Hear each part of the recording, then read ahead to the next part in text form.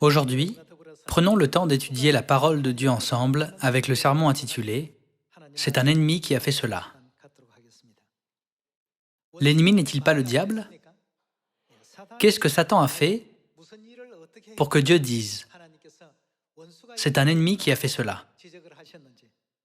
Comprenons cela à travers la parabole de l'ivraie dans Matthieu chapitre 13.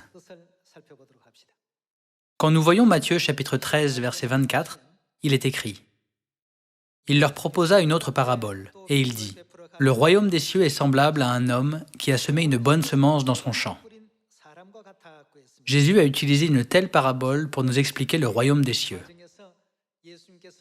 Jésus n'a semé qu'une bonne semence. Mais, pendant que les gens dormaient, son ennemi vint, sema. Que sema-t-il? De l'ivraie parmi le blé, et s'en alla. Bien que l'ivraie ait une apparence similaire au blé, leurs caractéristiques sont complètement différentes. L'ivraie a été semée dans le même champ que le blé. Voyons le verset 26. Lorsque l'herbe eut poussé et donné du fruit, l'ivraie parut aussi. Les serviteurs du maître de la maison vinrent lui dire « Seigneur, n'as-tu pas semé une bonne semence dans ton champ? D'où vient donc qu'il y a de l'ivraie »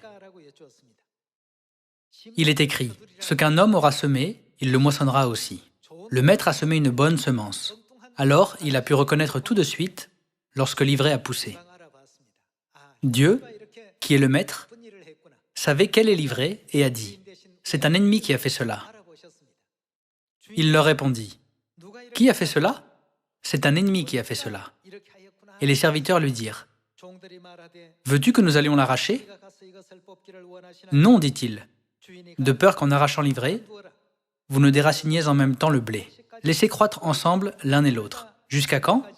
Jusqu'à la moisson. Dieu a dit « Laissez croître ensemble l'un et l'autre jusqu'à la moisson ».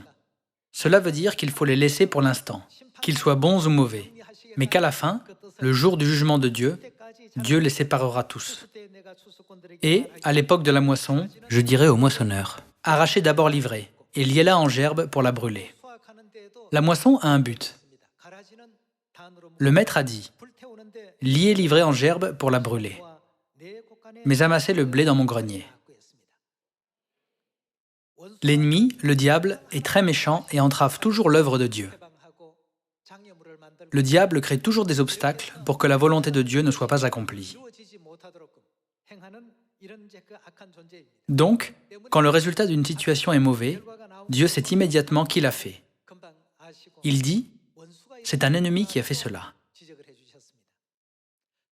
Dieu a mené l'œuvre de rédemption pour le salut de toute l'humanité à chaque temps, depuis la création du monde jusqu'à aujourd'hui. Dans le processus de conduire les Israélites hors d'Égypte, Dieu a établi une vérité très importante, qui est la Pâque. C'est ainsi que Dieu a conduit les Israélites hors d'Égypte et leur a permis d'entrer dans le pays de Canaan.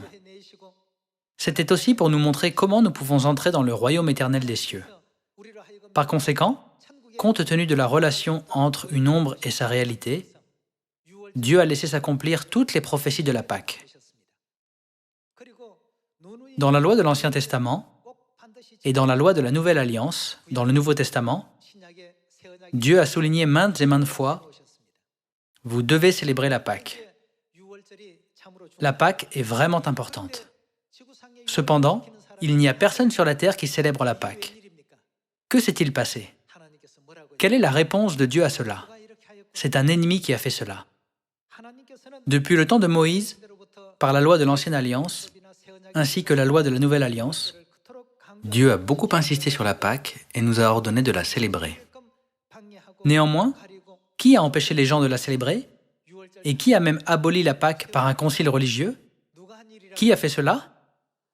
Dieu a dit, c'est un ennemi qui a fait cela. Par conséquent, si quelqu'un suit une doctrine sans la vérité qui a disparu, qui suit-il en réalité? Il suit l'ennemi, le diable. C'est la raison pour laquelle il est écrit dans la Bible. Le diable et les faux prophètes. Que leur arrivera-t-il? Ils seront tourmentés dans l'étang de feu, jour et nuit, au siècle des siècles. Bien que la Pâque soit écrite tant de fois dans la Bible, et même Jésus, Pierre, Paul et tous les pères de la foi l'ont célébrée jusqu'au IVe siècle, aujourd'hui, il n'y a aucune église qui mentionne l'existence de la Pâque. Pourquoi est-ce qu'elle ne mentionne même rien sur la vérité sur la Pâque?